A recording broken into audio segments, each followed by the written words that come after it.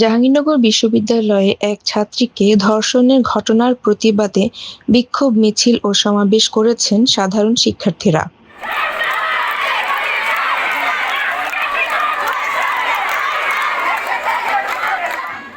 একসঙ্গে ক্যাম্পাসের নিরাপত্তা নিশ্চিতে প্রশাসনের ব্যর্থতার অভিযোগও তুলেছেন তারা। বুধবার ৩রা মে রাত 10:30টার দিকে ছাত্রী হল সংলগ্ন টারজান পয়েন্ট এলাকা থেকে বিক্ষোভ মিছিল শুরু হয়। এতে বিশ্ববিদ্যালয়ের শতাধিক শিক্ষার্থী অংশ নেন।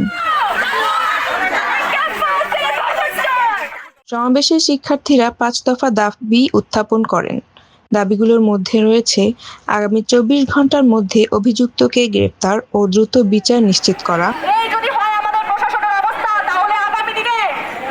নিরাপত্তা ব্যর্থতার দায়ে প্রক্টরিয়াল বডির পদত্যাগ, ক্যাম্পাসে কার্যকর নিরাপত্তা ব্যবস্থা ও কুইক রেসপন্স টিম গঠন, নারী নিরাপত্তা কর্মী নিয়োগ বৃদ্ধি এবং জরুরি সহায়তায় নারী সদস্যের সক্রিয় অংশগ্রহণ নিশ্চিত করা। বিক্ষোভে শিক্ষার্থীরা বলেছেন, ক্যাম্পাসে শিক্ষার্থীদের নিরাপত্তা নিশ্চিত করতে প্রশাসনকে দ্রুত কার্যকর পদক্ষেপ নিতে হবে।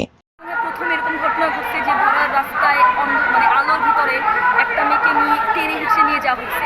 এই সব পুরো ঘটনার পরে আমরা জাহাঙ্গীরনগরের প্রক্টরিয়াল বডিকে পুরোপুরিভাবে দোষ দিই এবং নিরাপত্তা ব্যবস্থাকে পুরোপুরিভাবে দোষ দিয়ে আমরা এই দাবি জানাই যে প্রথম দাবি আমাদের ৫ দাবির ভিতরে যে ২৪ ঘন্টার ভিতরে এই ধর্ষককে অবিলম্বে গ্রেফতার করতে হবে।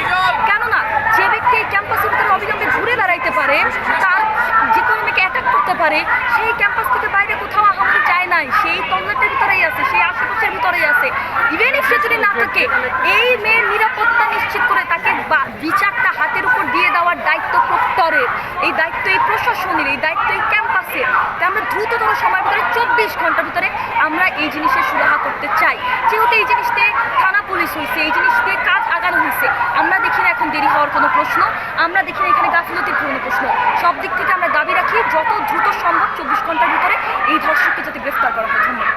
অন্যথায় আরও কঠোর আন্দোলনের হুঁশিয়ারি দেন তারা। Desk report, channel 14।